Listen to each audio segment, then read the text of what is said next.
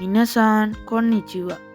ජපන් සීනය YouTube channel එක වෙත ඔබ සැම සාදරයෙන් පිළිගන්නවා.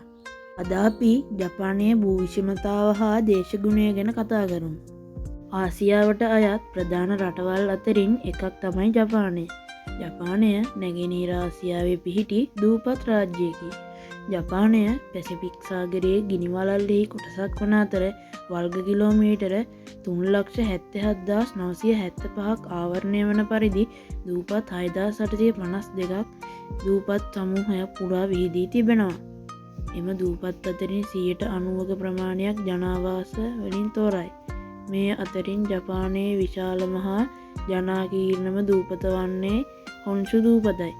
ලෝකයේ භූමි ප්‍රමාණයන් අනුව විශාලම දූපත් අතරින් 7 වන ස්ථානයක්, ලෝකයේ ජනගහනය වැඩිම දූපත් අතර 2 වැනි ස්ථානයක් හිමිවන්නේ මෙම ප්‍රධාන දූපත වන හොන්ෂු දූපතටයි.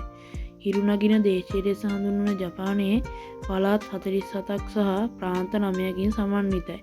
ජපානයේ අගනුවර ටෝකියෝ වන අතරත් ප්‍රධාන ඍතු 4කින් සමන්විත වේ. ජපානයේ ප්‍රාන්ත. ජපානයේ ප්‍රාන්ත 9ක් තියෙනවා. හොකයිඩෝ, තෝහොකු, කන්තෝ, චුබු, කින්කි, චූගොකු, කියුෂු, ශිකොකු, ඔකිනාවා. මේවා වලට පේන්න තියෙන්නේ ජපානයේ ඒ ප්‍රාන්තවල සිටියමක්. ජපානයේ දූපත්. ජපානයේ ප්‍රධාන දූපත් 4කි. හොක්කයිඩෝ, හොන්ෂු, ශිකොකු, කියුෂු. ඊට අමතරව කුඩා දූපත් 6,000කටත් වඩා වැඩිය. හොක්කයිඩෝ. ජපානයේ දෙවන විශාලම දූපත හොක්කයිඩෝ දූපත. හොක්කයිඩෝ දූපතේ ප්‍රධාන නගරය සප්පොරෝ නගරය. ජපානයේ උතුරේ සිට දකුණට දිගටම පිහිටා ඇති අතර උතුරේ මෙම දූපත පිහිටලා තියෙනවා. මෙහි ග්‍රීෂ්ම කාලයට වුවද ශීත දේශගුණයක් පවතී. ශීත කාලයට ජපානයට මුලින්ම හිම වැටෙන්නේද මෙම දූපතටයි. විදේශිකයෝ හිම ක්‍රීඩා කිරීමට මෙහි පැමිණෙනවා. හොන්ෂු. මෙය ජපානයේ විශාලතම දූපත.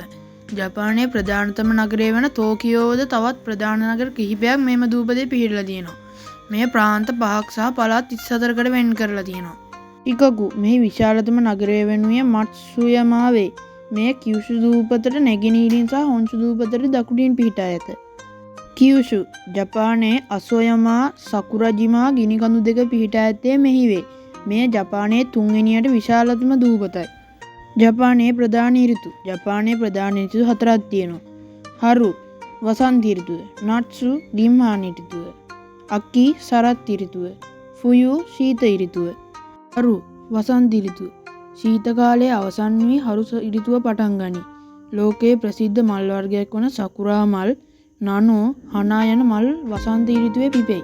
වසන්ත කාලය මාර්තු සිට මැයි දක්වා වේ. නට්සු ගිම්හාන ඍතුව. ගිම්හාන කාලය ජුනි මාසයේ සිට අගෝස්තු මාසය දක්වා වේ. එය ඉතාමත් රස්නේ කාලයකි. ගිම්හාන කාලයේ සැවම මුහුදේ පිහිනීමද උස කඳුවල නැගීමද සිදු කරයි. අකි සරත් ඍතුව. සරත් කාලයේ සැප්තැම්බර් මාසයේ සිට නොවැම්බර් මාසය දක්වා වේ. ඉතා සෞම්‍ය ඍතුවක් වන අතර පළතුරුද එළවලුද සෑදෙන රසවත් ඍතුවක් වේ. මෙම කාලයට ගස්වල කොළ රතු හා කහ පැහැති ගැන්වීම බිමට හැලෙයි. මෙම කාලයට පරිසරය ඉතා අලංකාරයි. කෝකෝ ගස්වල වර්ණ ගැන්වුණු කොළ හැඳින්වීමද මෙම නම භාවිතා කරයි. ෆුයු ශීත ඍතුව. ශීත කාලයේ දෙසැම්බර් සිට පෙබරවාරි දක්වා වේ. එම කාලයේදී අධික සීතලක් ඇති අතර හිම වැටීමද හිම ක්‍රීඩා කිරීමද දැකගත හැකිය. ජපානයේ ගිනිකඳු. ජපානය ගිනිකඳු බහුල රටකි. අසොයමා සහ සකුරජිමා ජපානයේ ප්‍රධාන ගිනිකඳු දෙකකි. මේ ගිනිකඳු දෙක කියුෂු වල පිහිටයි. ජපානයේ භූමිකම්පා. ජපානයේ භූමිකම්පා බහුල අතර 2011 වර්ෂයේ මාර්තු 11 දින දරුණුම භූමිකම්පාව ඇතිවිය. ජපානය ලංකාව මෙන් 5 ගුණයක් විශාල වේ. ජපානයේ ලංකාවට වඩා ජනගහනය වැඩි වේ. ජපානයේ උණුදිය තටාක. ජපානයේ උණුදිය තටාක වැඩිම රටකි. උණුදිය තටාක 3000කටත් වැඩි ප්‍රමාණයක් ඇත. මෙම උණුදිය තටාක ඔන්සෙන් නමින් හඳුන්වයි. මම හිතනවා අද ඔයාලා මේ පාඩමෙන් යම් දැනුමක් ලබා ගන්න ඇති කියලා. අපේ ජපන් සීනය YouTube channel එක subscribe කරන්න අමතක කරන්න එපා.